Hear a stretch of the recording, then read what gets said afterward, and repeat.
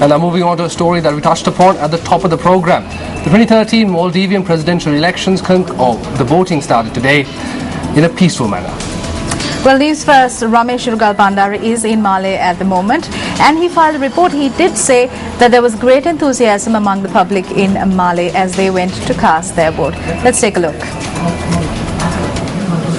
Polls opened at approximately 7:30 a.m. in the Maldives in a majority of the polling stations, and almost immediately, long queues began to form as Maldivians headed to the polls to elect a new president.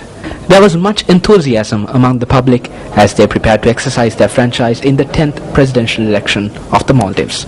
The candidates also headed to the polls early on in the day. Incumbent President Dr. Mohamed Wahid was the first candidate to cast his vote. Meanwhile, Yamin Abdullah of the PPM cast his ballot at the Maldives National University. Former President Mohamed Nasheed arrived at the Center for Higher and Secondary Education to cast his vote. Nasheed opted to remain in the long queue that had already formed before him and cast his vote as any ordinary citizen would.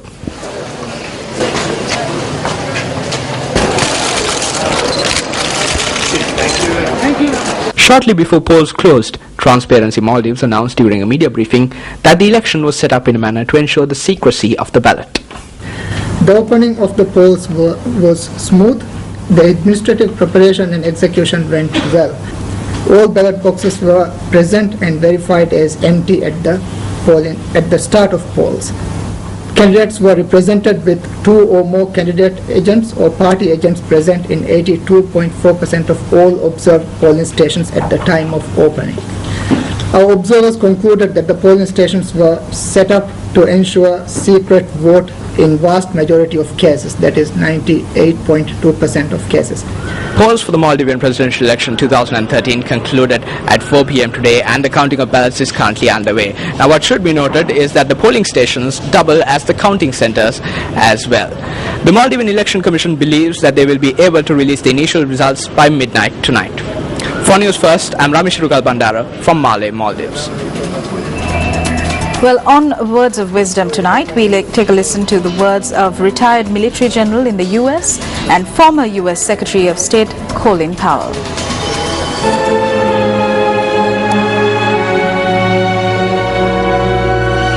There are no secrets to success. Don't waste time looking for them. Success is the result of perfection, hard work, and learning from failure. Colin Powell, former U.S. Secretary of State.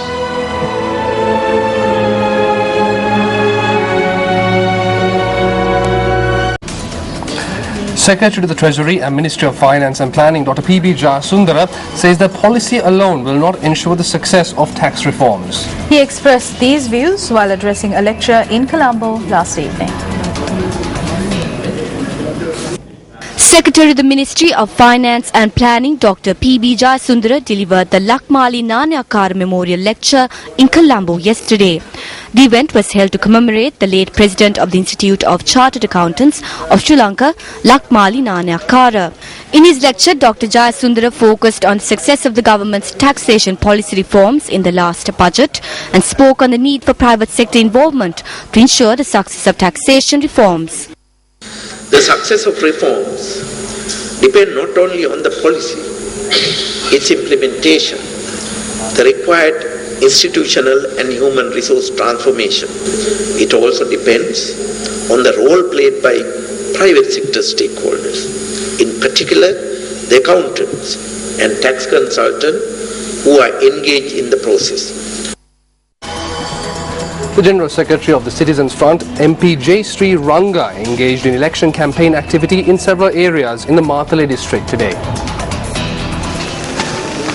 MP J. Sri Ranga visited the Nalanda and Hapugahalanda areas in the Matale district, pledging support to Central Provincial Council poll candidates S. Satyamurthy and T. Shankar. During his visit, MP J. Sri Ranga also inquired into the problems faced by people living in estate housing in the area.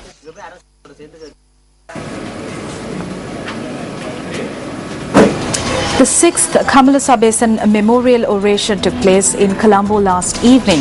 The event was organized by the Kamala Sabesan Memorial Foundation that was founded in 2007. Former Attorney General of Sri Lanka, Shibli Aziz, delivered the memorial oration amidst the gathering of distinguished invitees in the judicial service. A fairer scheme of selection, devoid of personal favourites who strengthen themselves initially by riding on their closeness to the masters and then becoming a terror thereafter. A fairer scheme of selection would throw up more independent and good judges.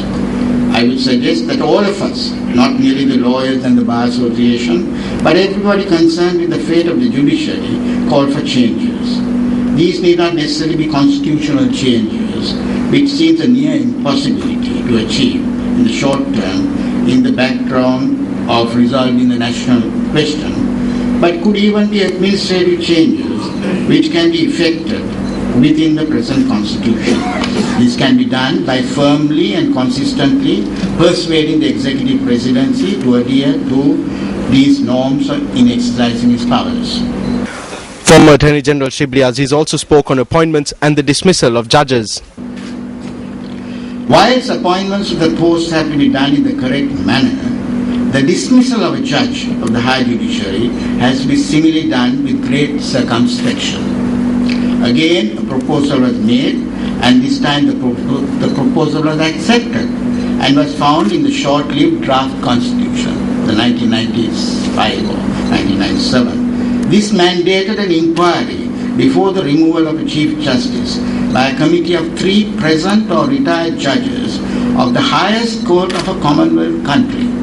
The highest court of a Commonwealth country. Our recent unfortunate experiences should compel us to seek rectification of this abhorrent provision which we find in our Constitution as early as possible. Judges should not in any way be exposed to any apprehension of being thrown out of their work by official or executive displeasure.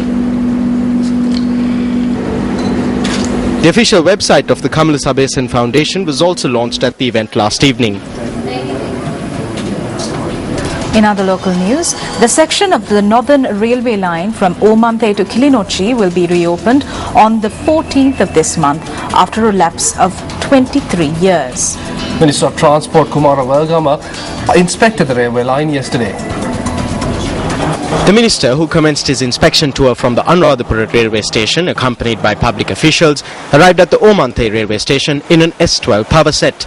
After inspecting the Omanthe railway station, the group embarked on the 62-kilometer rail journey to Kilinochchi. Construction on the railway line and the Kilinochchi railway station has already been completed ahead of the opening on the 14th. A sum of $185 million has been spent on this venture. Construction of the Northern Railway line is taking place under 3 phases in accordance with an agreement with an Indian corporation. The section of the railway line from Omanthe to Pale is the first phase of this project.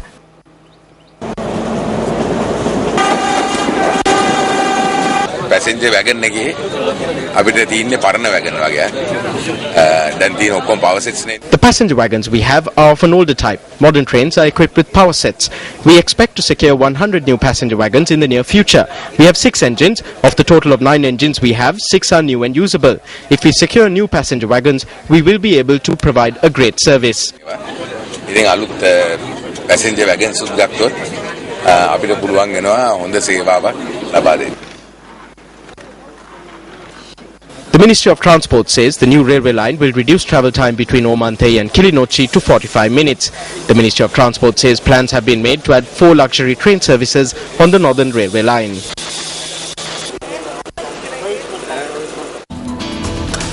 Now moving on to some sports news. In a letter to News First, K. Madhivanan clarified his reasons for tendering his resignation from the post of Vice President at Sri Lanka Cricket and also from withdrawing from the election for President at Colts Cricket Club. Quote, there have been mischievous reports in the media lately that I have been forced to resign from Sri Lanka Cricket and also to withdraw from contesting the presidency of the Colts Cricket Club. Some other reports quote that I resigned after receiving a call. All these reports are absolutely false. I decided to resign from Sri Lanka Cricket because I felt that I have not got due recognition within the SRC structure in line with my position. This also led me to make a decision to break any association with cricket in Sri Lanka. As such, I decided to withdraw from contesting from the Colts Club presidency. Unquote. Well, 7 new meet records were established on day 2 of the 83rd Sir John Tarbert Athletic meeting today.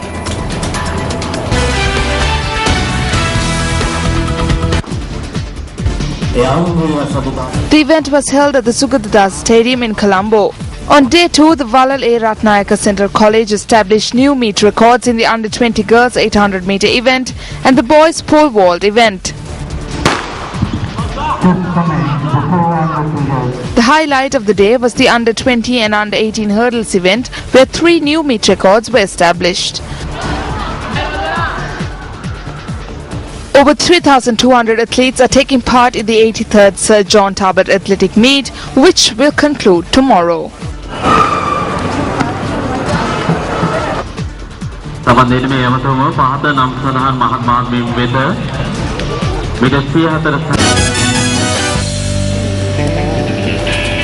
And now moving back into some cricket news, Pakistan have defeated Zimbabwe by 221 runs in the first test of the ongoing series today. The match was played at the Harare Sports Club. Now, a quick roundup of what happened over the past few days. Batting first, Pakistan posted 249 runs all out, to which the home team replied with 327 all out. Pakistan then took the reins of the game in the second innings, posting 419 runs for 9 declared. Chasing a target of 342 runs to win, Zimbabwe could only post 120 runs, handing the visitors a mammoth 221-run win. Yunis Khan was adjudged man of the match for his unbeaten 200 in Pakistan's second innings. Thank you for that, Madhushka. On that note, we wrap up tonight's edition of Primetime Weekend News. I'm Sonali Wanikabadage. And I'm Madhushka Balasuriya. Good night. Good night. News First at 9.